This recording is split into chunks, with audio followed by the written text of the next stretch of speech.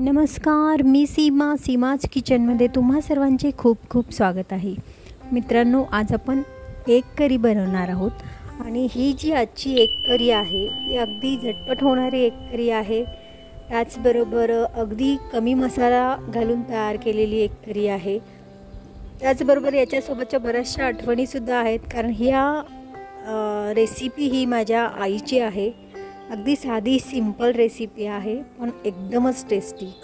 यासाठी आपण इथे एक टोमॅटो, अद्रक, लसूण आणि थोडेसे खोबरे आणि कोथिंबीर, त्याचबरोबर 5 अंडे उकडून मी घेतलेले आहेत.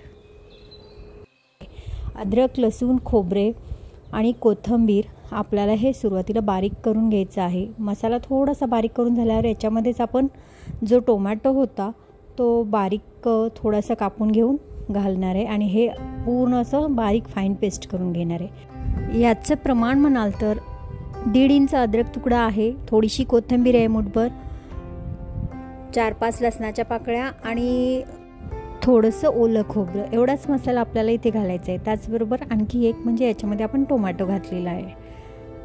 आता हे आपण सर्व बारीक करून घेतलेलं आहे.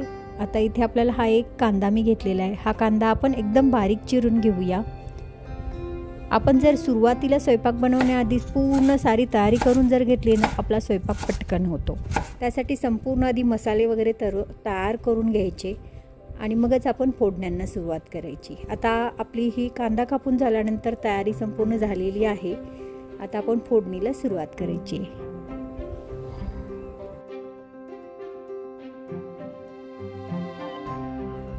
इथे आपण एक कढई घेतलेली आहे. कढईमध्ये जवळपास 2 टेबलस्पून मी इथे तेल घालून घेतलेलं आहे. तेल तापल्यानंतर आपण याच्यामध्ये जो कांदा बारीक चिरून घेतला तो घालून घेऊयात आणि हा कांदा आपल्याला जवळपास थोडासा म्हणजे गोल्डन ब्राऊन कलर येईपर्यंत आपण भाजून घेऊया. मोठ्या आचेवर आपल्याला हा कांदा भाजायचा नाही आहे. आपण मध्यम आचेवर हा कांदा थोडासा ब्राऊन कलर येईपर्यंत भाजून घेऊयात. आपला कांदा आता भाजतो आहेच आहे. तोपर्यंत जर तुम्ही माझ्या चॅनेलवर नवीन असाल आणि ही रेसिपी पाहत असाल तर माझ्या चॅनेलला सबस्क्राईब करायला विसरू नका. तसेच जर रेसिपी तुम्हाला आवडेल याची मी खात्री घेते, पण रेसिपी आवडल्यानंतर व्हिडिओला लाईकसुद्धा करा आणि जर तुम्हाला आवडली ती करून देखील पहा आणि जर रेसिपी खरंच आवडली तर जास्तीत जास्त तुम्ही शेअरसुद्धा करा. त्याचबरोबर तुम्ही केलेली रेसिपी कशी झाली ती कमेंटद्वारे कळवायलासुद्धा मला विसरू नका. पहा, आता आपला कांदा थोडासा ब्राऊन कलर होत आलेला आहे. अजून थोडा वेळ आपण भाजून घेऊयात. आता थोडासा लालसर झाला आहे. यामध्येच आपण जे आपले पावडर मसाले आहेत ते घालून घेऊया. यामध्ये आपण अर्धा टीस्पून हळद पावडर घेतलेली आहे, 1 टीस्पून धने जिरे पूड आहे, 2 टीस्पून आपण इथे मिरची पावडर घालून घेतलेली आहे आणि अर्धा टीस्पून आपण काश्मीरी मिरची पावडर घालून घेतली आहे. हे मसाले आपण या तेलामध्येच परतवून घ्यायचे आहेत. चांगलं तेल सुटेल अशा पद्धतीनं पावडर मसाले सुरुवातीला परतवून घ्यायचं आणि त्यानंतर आपण जे वाटण बनवलं मसाल्याचं ते वाटण आपण घालून घेऊयात. आता हे वाटण देखील पूर्ण अगदी तेल सुटेपर्यंत आपल्याला परतवून घ्यायचं आहे आणि आपण या वाटणामध्ये टोमॅटो बारीक करून घेतलेला असल्यामुळे आता आपण याच्यामध्ये मीठ घालूया. मीठ घातल्यामुळे काय होईल, जो आपला मसाला जो आहे तो लवकर शिजला देखील जाईल आणि जो टोमॅटो आहे तो सुद्धा छान शिजला जाऊन त्याला असा तेल सुटायला चालू होईल. पहा, आता मसाला आपला छान परतला गेलेला आहे. चवीनुसार मीठ घालायचं आहे. मसाला छान परतल्यावर सर्व बाजूने आता हळूवार असं तेल सुटायला लागलेलं आहे. अजून थोडा वेळ आपण परतवून घेऊयात. जसा तुम्ही ज्या पद्धतीने मसाला भाजाल फोडणीमध्ये तेवढं तुमच्या कोणत्याही प्रकारच्या कालवणांना टेस्ट येते.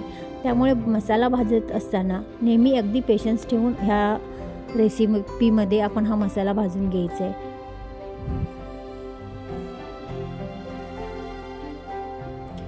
पहा, आता सर्व बाजूनी थोडं थोडं तेल सुटत आलेलं आहे.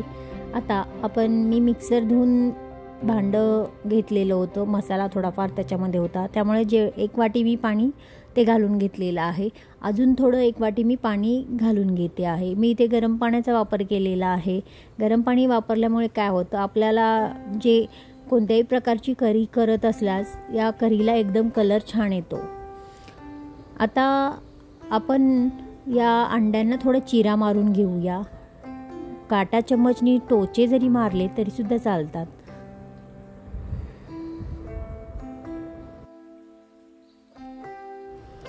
सर्व अंड्यांना आता आपल्या या चिरा मारून झालेल्या आहेत.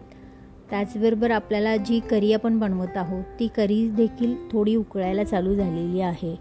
आपल्याला इथे करी अंदाजाप्रमाणे करायचे. मला एवढीच करी हवी होती म्हणून मी थोडं पाणी अंदाजानुसार घातलेलं आहे. त्याचबरोबर आता मी फक्त अर्धा टीस्पून चिकन मसाला वरून घातलेला आहे. आता करी थोडी उकळून झाल्यानंतर यामध्ये एक एक करत आपण अंडे सोडून देऊया.